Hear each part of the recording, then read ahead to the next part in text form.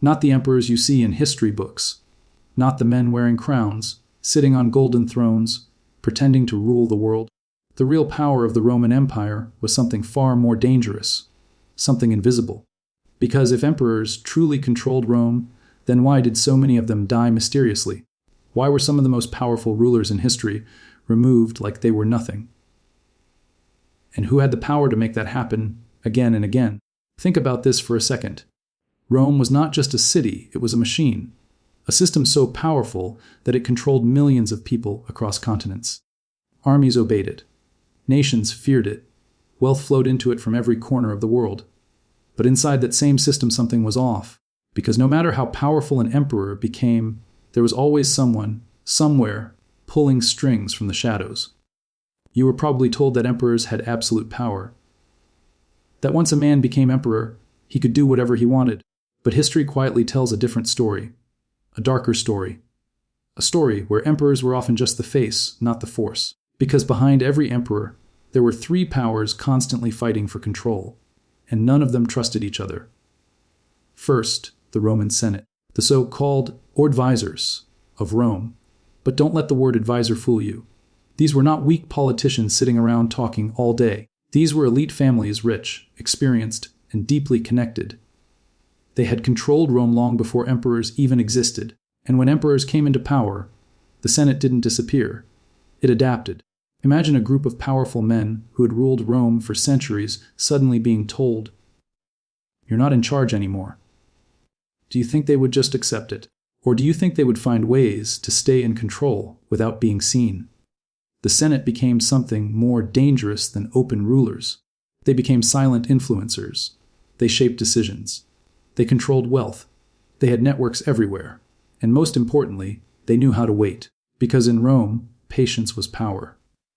Now here's where it gets interesting. Many emperors who tried to ignore or challenge the Senate didn't last long. Some were assassinated. Some were betrayed. Some were suddenly declared unfit and removed. Coincidence or control. But the Senate wasn't the only power. There was another force, one that didn't sit in meetings or wear expensive robes. A force that was much closer to the emperor, watching him, protecting him, and if needed, ending him. The Praetorian Guard, they were supposed to be loyal, the emperor's personal protectors, the elite soldiers who stood between the ruler and danger. But over time, they became something else entirely. Because when you are the one holding the weapons and standing closest to the most powerful man in the world, you don't just protect power, you start to control it. The Praetorian Guard realized something very simple: emperors come and go, but they remain. And once they understood that, everything changed. There were times in Roman history when the Praetorian Guard literally decided who would become emperor. Not through votes, not through laws, but through force. If they didn't like a ruler, he was gone. If they supported someone, he rose to power. At one point, they even auctioned the empire. Think about that. The most powerful empire in the world sold to the highest bidder, not by politicians, not by generals, but by the emperor's own guards. So now ask yourself, who was really in control? The man on the throne, or the men holding the swords behind him? But even this isn't the full picture, because there was a third power. A quieter one that didn't need armies or political positions. A power that worked through belief, influence, and fear. The hidden elite. These were the ultra-wealthy families, the power brokers, the people who didn't need titles because they owned everything that mattered. Land, money, connections, information. They funded campaigns. They influenced decisions. They supported certain leaders and quietly destroyed others. And the most dangerous thing about them is that they didn't need recognition, because real power doesn't need to be seen. Now imagine this system. An emperor sitting on the throne, thinking he controls everything. Behind him, the Senate shaping policies. Around him, the Praetorian Guard watching his every move. And beyond all of them, the hidden elite controlling wealth and influence. This wasn't a government. This was a game. A constant power struggle where everyone was trying to control the same thing without being exposed. And the emperor, he was right in the center of it, trapped. Because the moment an emperor tried to become truly independent, the system reacted. Fast. Some emperors tried to break free. They tried to weaken the Senate. They tried to control the Guard. They tried to limit the influence of elites, and for a brief moment it looked like they might succeed. But then something always happened. A betrayal, a rebellion, a sudden death, and just like that, a new emperor would rise, and the cycle would begin again. This is why Rome didn't collapse overnight, because even when emperors fell, the system stayed alive. The Senate adapted, the guards shifted loyalties, the elites continued pulling strings. The face changed, but the power remained, and this is what most people never realize. The strength of Rome was not in its emperors.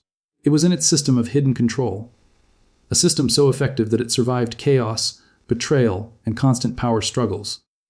But at the same time, this was also its greatest weakness, because when power is divided, when trust doesn't exist, when everyone is secretly fighting for control, collapse becomes inevitable. And that's exactly what happened. Over time, the balance broke. The Senate lost influence. The guard became unstable. The elites turned against each other, and emperors became weaker than ever. What once was a controlled system turned into chaos. And when that happened, Rome didn't fall because of one enemy. It fell because the system that once protected it destroyed it from within. So next time someone tells you that emperors controlled Rome, remember this. The man on the throne was never the real power. He was the most visible part of a much darker system. A system where control didn't belong to one person, but to those who knew how to stay in the shadows. And maybe the most disturbing part of all this is, this kind of system didn't just exist in Rome. It exists everywhere power exists. Because history doesn't just tell us what happened. It quietly shows us how power really works. The real mystery begins beneath all of that. Think about it as a system where everyone is fighting for control. The Senate wants influence. The guard wants power. The elites want wealth and dominance. But even in that chaos, there are moments in the history of the Roman Empire that don't make sense. Decisions that go against everyone's interests. Moves that no one seems to benefit from, at least not openly. So the question becomes uncomfortable. Who was really making those moves? Because there are patterns in history that feel unnatural. Like someone was playing the game from outside the board. An emperor suddenly makes a decision that weakens his own position, and shortly after he's gone, removed, forgotten, but somehow that decision ends up benefiting someone else. Someone who was never in the spotlight. Coincidence, or hidden control. Some historians describe this as invisible networks. Not official leaders, not generals, not senators, but individuals who existed between power structures. Traders, financiers, religious influencers, private advisors, people who didn't rule Rome, but had access to those who did. And the most dangerous weapon they had wasn't armies, it was information. Because in Rome, information was more powerful than any sword. Who was planning a rebellion? Which senator was secretly forming alliances? Which general was gaining too much popularity? Which emperor was becoming unstable? This kind of knowledge didn't just appear. It was collected, controlled, sold, used. And whoever controlled that flow of information could control outcomes without ever showing their face. Now imagine this. An emperor sitting in his palace believing he is in control, while at the same time, people around him, his advisors, his guards, even his closest allies, are already influenced by someone else. Someone he can't see. Someone he doesn't even know exists. That's not politics anymore. That's psychological warfare. And the most dangerous kind of war is the one you don't even realize you're fighting. Some emperors began to sense this. They started questioning everything. They used spies. They investigated their own inner circles. They tried to expose hidden forces. But here's the chilling part. The closer they got to the truth, the faster they disappeared. Almost like the system was protecting itself. Almost like there was a line, and once you crossed it, you were erased. And then there's another layer to this mystery. Control wasn't just about politics or military strength. It was about belief. What people feared, what they trusted, what they followed. Because if you can control what millions of people believe, you don't need an army. And the ones shaping those beliefs, they were never officially in power. Now here's the final question, the one that changes everything. Was all of this just coincidence? Or did the Roman Empire have a hidden layer of control, one that was never recorded, never exposed, and never meant to be seen? A power without a name, a force without a face, something that didn't need the throne, because it controlled those who sat on it. And if that's true, then the emperor was never the ruler. He was the illusion, a visible symbol in a game controlled by invisible players. And maybe the most unsettling thought of all is that systems like this don't just belong to the past, they repeat themselves. In different forms, in different times, but always from the shadows.